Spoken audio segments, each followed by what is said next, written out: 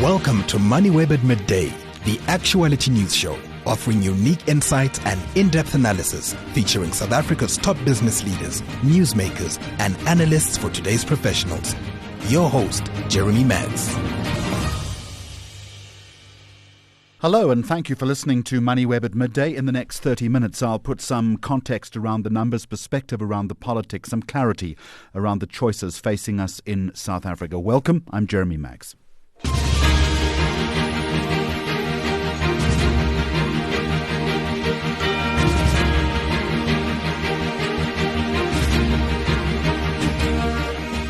Coming up on the program today, an alleged Club Med KZN rape case puts resort safety and accountability under scrutiny. Why fixing IDAC won't fix South Africa's corruption crisis. Has the post-pandemic air travel boom run out of runway? And South Africans are saving against the odds and redefining financial resilience. It's Tuesday, the 4th of August.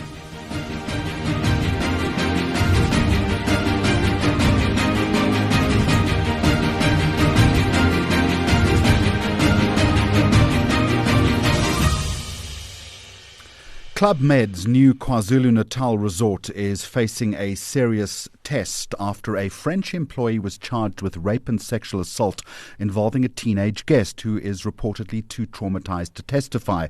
While guilt must be determined by the courts, the case, I think, does raise urgent questions around staff vetting, guest safety, support for complainants, and the responsibilities of a global hospitality brand when alleged harm occurs on its property. I'm joined now by Brett Tange, who is National Chair of the Federated Hospitality Association of Southern Africa. Brett, a very warm welcome to you. I need to ask first what your initial response is to this incident. No, it's quite shocking. We also only learnt about it now yesterday in the media.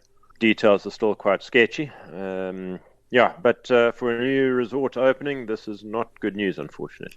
It does raise a number of questions, and maybe the first one, Brett, not just as far as Club Med is concerned, but more broadly.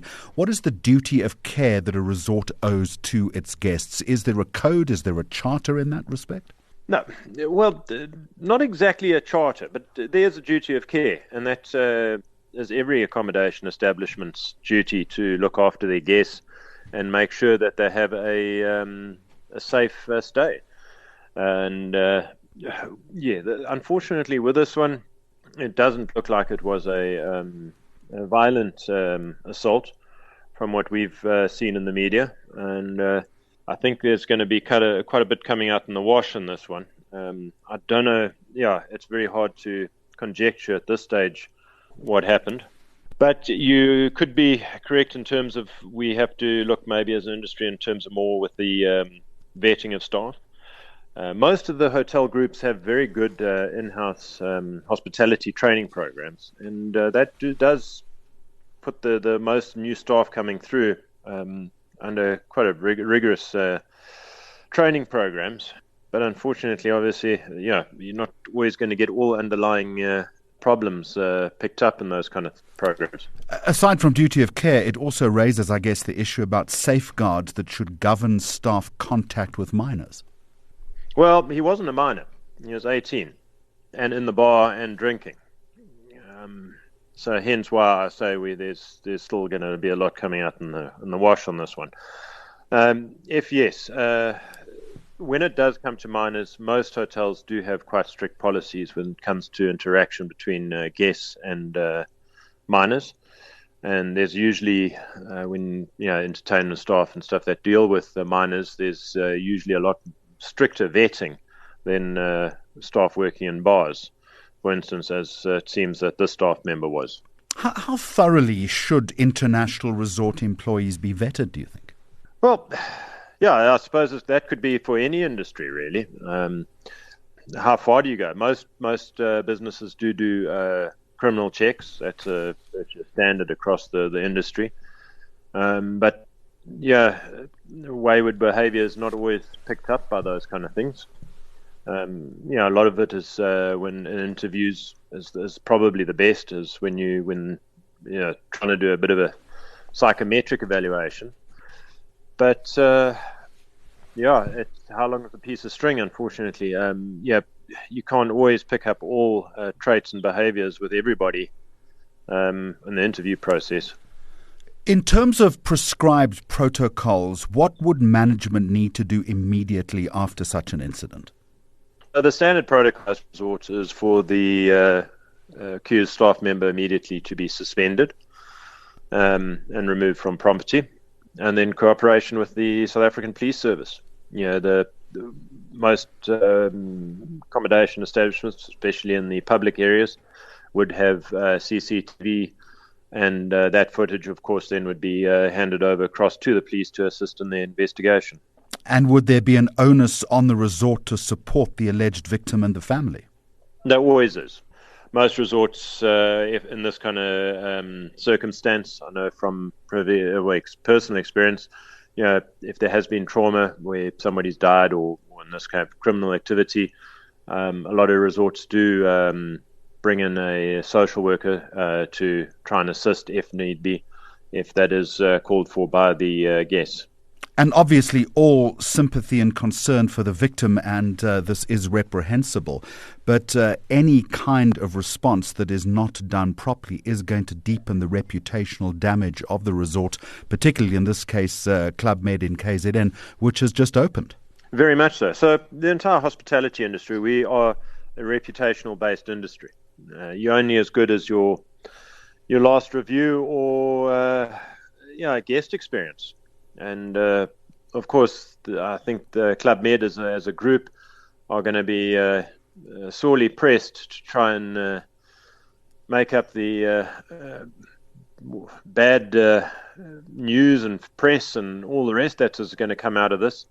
Of course, there's going to have to be remedial training with the staff members in the establishment now to make sure there was nothing else that slipped through, and hopefully get things back on track again. Has FedHasa or will FedHasa be reaching out to Club Med? Yeah, being a members-based federation, we also rely on the members. We have instructed our regional manager to contact Club Med and see where we can be of assistance. We haven't had any replies yet, but we'll presume once the dust is settled, we will try and assist them in what we can from the federation side. What does genuine accountability, in FedHasa's opinion, from Club Med look like? Well, I think there's full support with the South African Police Services to try and get to the bottom of this. Of course, assisting the guests as far as possible, making them comfortable, and of course, if they're wanting, assisting them to get back to Canada. I think the which is most likely, if we haven't communicated with them, and I'm quite confident that is what they're actually doing now. And FedHasa will no doubt be very concerned about a negative impact on the KwaZulu-Natal tourism economy. Very much so.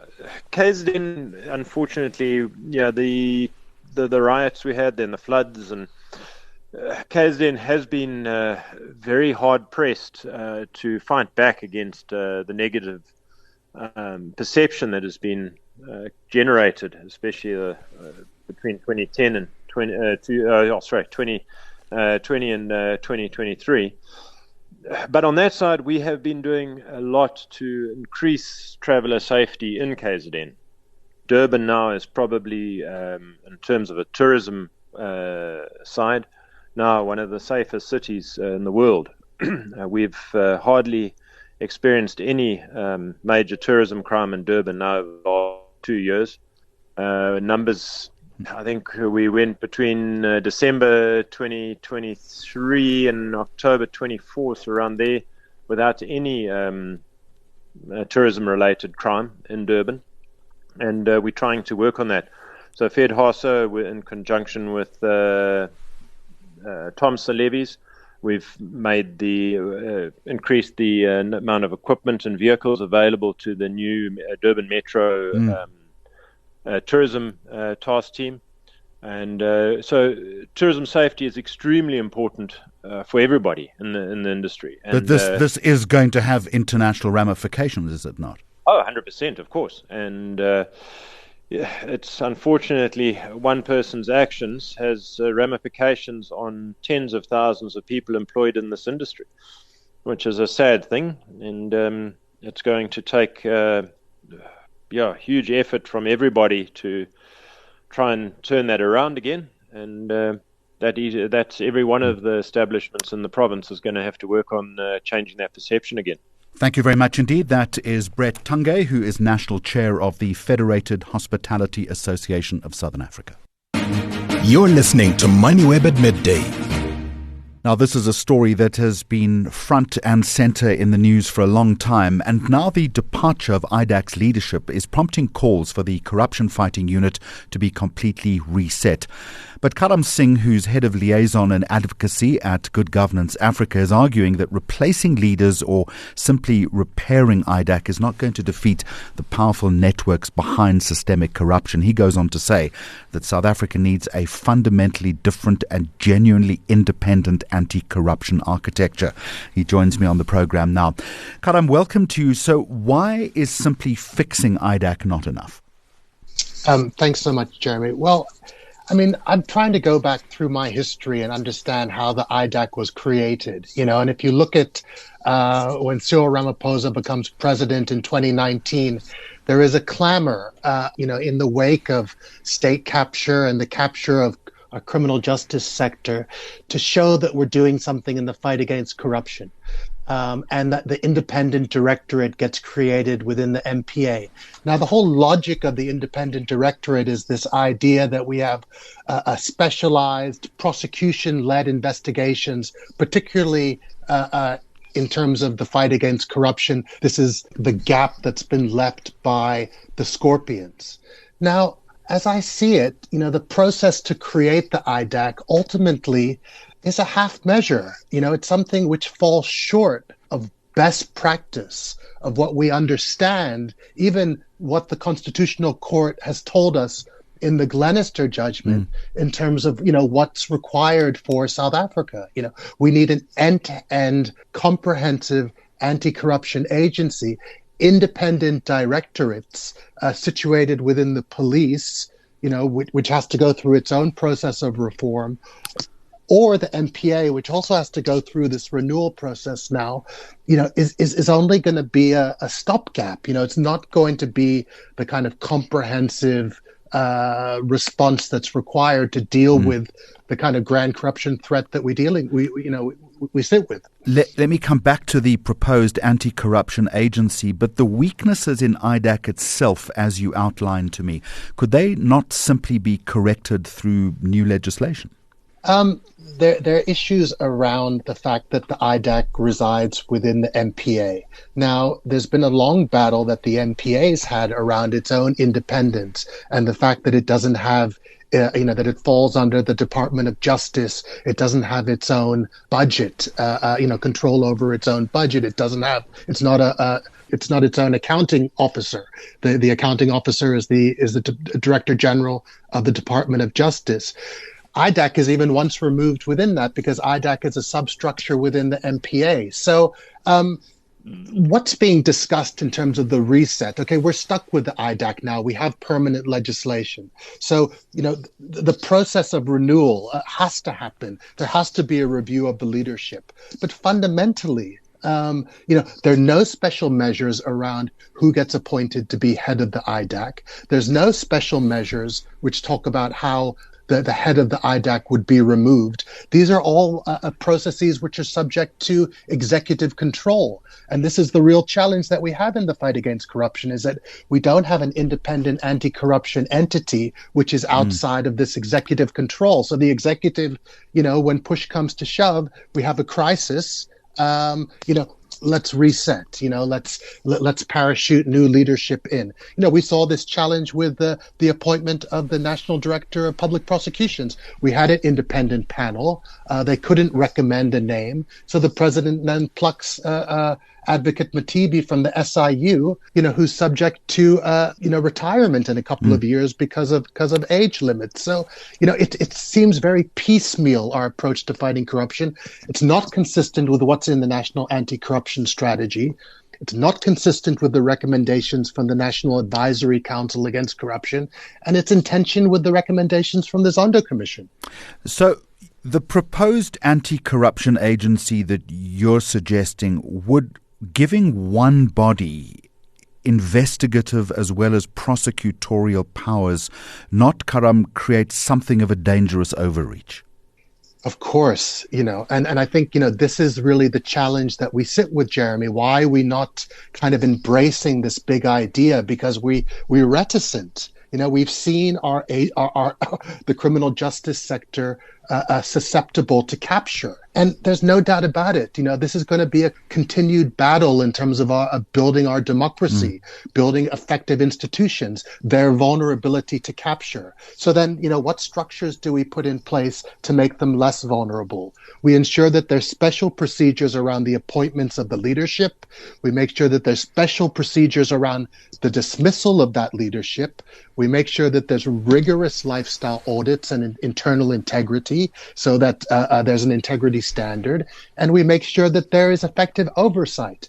Can there still be abuses of power within that type of a system? Absolutely. And I'm not naive to say that the challenges of the IDAC go beyond the challenges of institutional design, because we're still dealing with individuals, and individuals can abuse their power. I understand the criticism and I understand the proposal, but are you also not dismissing some of IDAC's achievements? I don't, I think this should not be, let's talk about IDAC's achievements. There have been a number of high-profile corruption cases which have been enrolled. We saw some significant progress in an early case with the VBS case, but many of the other cases have stalled. Are there particular achievements that you're thinking about, Jeremy, that I'm overlooking? Has the needle been moved by IDAC's kind of approach to fighting corruption? I mean, the SIU to me looks like a more effective agency in terms of asset recovery. If you look at the amounts of assets which have been recovered in front of the special tribunal, I think we can call that significant. But if we look at the high-profile prosecutions which we were promised after the Zondo Commission, they've really been few and far between. I don't know if that's purely on IDAC's bat. I'm not saying that IDAC is completely rotten. I'm saying that IDAC was a half measure when it was put in place, and it doesn't actually grasp the nettle in terms of what's envisioned in terms of an institutional realignment to effectively deal with the grand corruption challenge that we sit with. The new anti-corruption agency aside, and this is a last question to you, be that as it may, there's been a lot of mess around this whole issue. In the short term, in the immediate term, is there any reform that government could implement to prove right now that it's serious about defeating kleptocracy? I mean, I think it's important that there is some transparency around the reset around the leadership of the criminal justice system. So, we still have to see the Madlanga Commission kind of play itself out.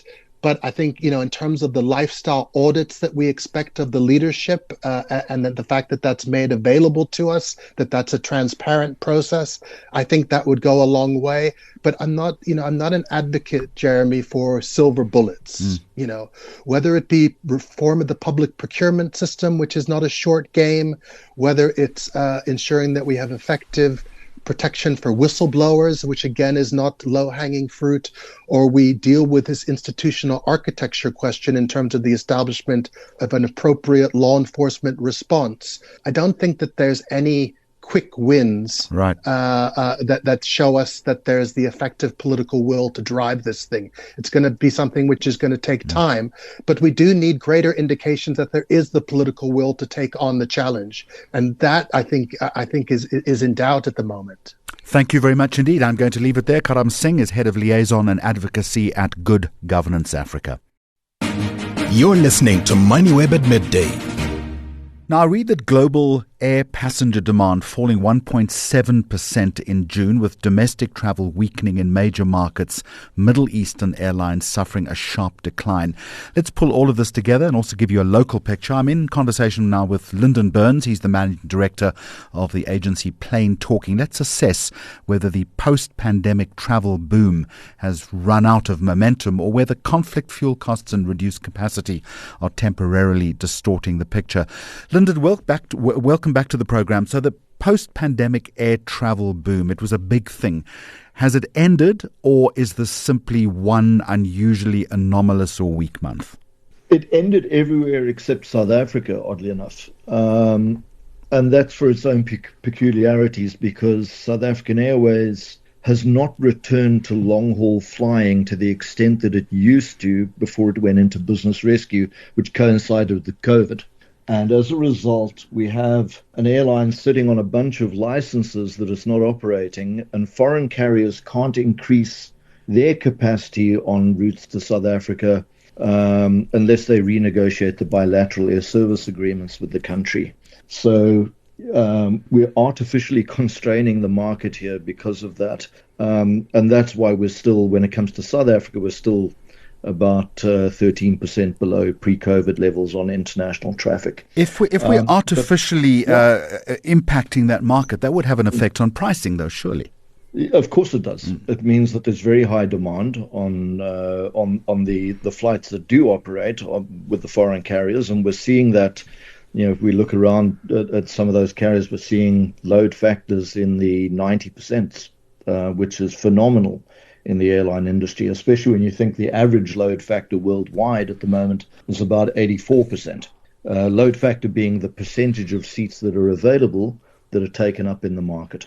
So yeah, we're sitting in a peculiar phase in South Africa, and I know last week we saw tourism numbers being published by Stats SA and the Department of Tourism, but the one thing that irks me about that is that it presents a very sunny picture, but the majority of tourists or people who are categorized as tourists are actually day trippers coming to shop, people coming over the border from Lesotho or Zimbabwe, because we use the UN definition of a tourist being someone who spends one night in a country and either goes to a restaurant or spends money on a hospitality venue, whether that's in an Airbnb or with friends or whatever it happens to be. So we just need to caution what we think of as tourists and what are actually classified as tourists. That's a very good point. Lyndon, just pulling the lens back slightly, the global trends that you're outlining, what does it mean then for South African airlines and our ticket prices over the next 12 months or so?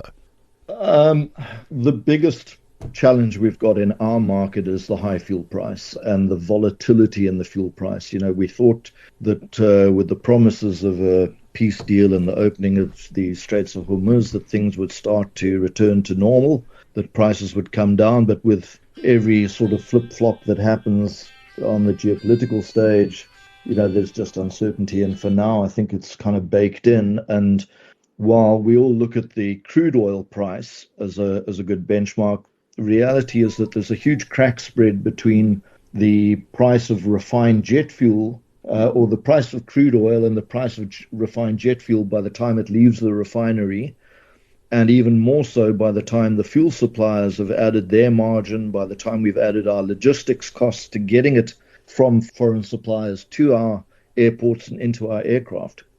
So we're paying still a very high premium for jet fuel, and that's unfortunately here to stay for the foreseeable future unless things really pan out and there is a restoration of peace and normality in the Gulf region sooner rather than later. Is there an extent, or is there a situation, Lyndon, where airlines are maybe deliberately cutting capacity then to protect ticket prices and profitability? Not so much to protect ticket prices. They are definitely consolidating flights or cutting flights where they can in order to mitigate the cost and obviously protect their profitability. But there's only a certain amount of elasticity in the market. And, you get to a point where you set your price and you go any higher and you start losing customers, and nobody wants that. So, I think airlines are cognizant of the fact that there's high inflation, high costs across the board, not just with air travel, and that for a lot of people, it can be a discretionary spend item, as opposed to a must-have item when you're traveling for business, for example. So, yes, there's been some consolidation, and we're seeing that, oddly enough, where that becomes quite manifest is if we look at the cargo numbers, where we're seeing still relatively high demand, but we've seen capacity decrease by 7% year on year in cargo. And that's because the vast majority of air cargo is transported in the belly holds of passenger jets. So if there are fewer passenger flights, there's going to be less cargo capacity. But even there, we're still operating we're still seeing a situation where less than 50% of the cargo capacity that's available is being taken up in the market. So, Lyndon, weaker carriers, whether it be in South Africa or globally, they would then be a lot more vulnerable now to either failure completely, consolidation, or foreign takeover. And evidence of that is already available, right? I think so. Look, I think a lot of airlines learned a very hard lesson during COVID and have realized that they really need to strengthen balance sheets. And we've seen that with some of the private sector airlines. We're seeing some pretty healthy, robust carriers. And I think of guys like Airlink as a classic example. And I think, Safair with its new, when its new ownership is approved by the Competition Authority, I think that'll also put them in a stronger position as well. But I don't think we are likely to see failures immediately, but I do think the airlines are definitely under pressure. But again, comes back down to how long can the industry sustain these high input costs, especially fuel. And just finally then, Lyndon Burns, is there one indicator that you're watching to determine whether this is just a temporary slowdown or something which is more sustained in terms of an aviation downturn? No, I think, like everybody else, we're obviously watching very closely what's coming out of the White House and what's coming out of the Gulf region when it comes to geopolitics, because those are going to be the big indicators, and the markets are moving according to that. I think where we've got some bright light on the horizon is that you've got Dangote, the billionaire in Nigeria, having established the first real high volume refinery on the continent at the moment that's able to provide jet fuel. And he's looking to establish another one on the East Africa coast. And that should help to provide some relief, but it's not going to happen immediately. That you're looking at 3 to 4 years out before the East Africa refinery is up and running. Hopefully, our refinery here at Astron in Cape Town will start improving or increasing its output of jet fuel. That would certainly help. Anything we can do to relieve or reduce the amount or the dependence on imports would certainly be helpful. But that said, around the world, we look at OPEC and we can see, prices are still pretty much pegged, regardless of where you go. It's been a case of where can we get fuel from, regardless, not so much what's the price. Right, I'm going to leave it there. As always, appreciate the analysis. That is Lyndon Burns, who is Managing Director of the agency Plain Talking. You're listening to Moneyweb at Midday. This interview is brought to you by Old Mutual. South Africans remain under intense financial pressure, but new findings from the Old Mutual Savings and Investment Monitor suggesting many households are still trying to protect their savings and plan for the future. Tabaholo is Program Manager for Financial Education at Old Mutual and joins me now to examine what the research reveals about financial resilience, about retirement readiness, and the value of saving with a clear purpose. Thabo, a very warm welcome to you. So what does the research tell us about how South Africans are protecting their financial futures in spite of the pressure, as I've alluded to, on household budgets? Thanks, Jeremy, and thank you for the opportunity. What it tells us, at least the research findings, is we continue to be a resilient bunch. And we still have hope. It shows us that we are confident, at least we're gaining more and more confidence in the economy, in our finances. Yes, it doesn't take away the fact that we're still under massive pressure. It doesn't mean we're not experiencing some sort of financial strain. However, our confidence level is going up and up. And yes, we continue to be a nation of hope, a nation of resilience. Consumers, according to the Monitor, suggest that around about 22% is being allocated towards saving. That would be household income. How should we interpret that figure?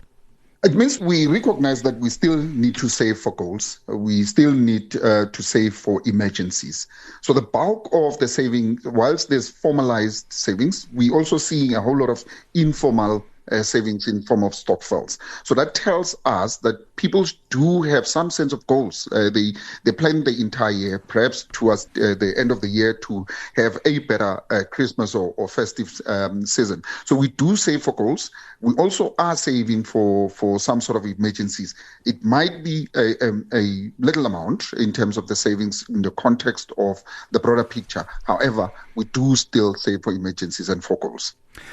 Does that reflect, though, and I think there might be a downside here, does it reflect genuine financial resilience, as you're suggesting, or do you think there's also the possibility or the reality that some households are simply sacrificing essential spending to keep saving, as difficult as that might be? What we're seeing, and part of the research finding, is we're also overspending in terms of some aspects of our life, right? So yes, there's an element of sacrificing in terms of certain parts of our lives. We don't go out as much as we used to. We've sacrificed in terms of the brand affinities and what we used to consume. But then we put in that money, into savings. But however, there's still an element in terms of our research findings of overspending in some instances. So yes, it might sound all glorious, but there's also an element of saying, I'm a little bit worried about the future, although I'm still optimistic. So I'm going to put a little bit on the side just in case of emergencies, just in case there's a particular emergency that creeps up in the future. So yes, we're taking money away from some of the previous activities, but putting that into savings, which is also a good thing. And not surprisingly, retirement remains the leading savings goal. Yet half of working South Africans also say they're not confident they will have enough. Why is that gap still so wide, do you think? I think there's also realization that whilst we put money aside for retirement, but the reality is the gap between what we should be putting aside and what we are putting aside is widening. So we know for a fact that at some point we will be faced with the reality of retirement, but then we also have that feeling that we're not going to be adequately covered.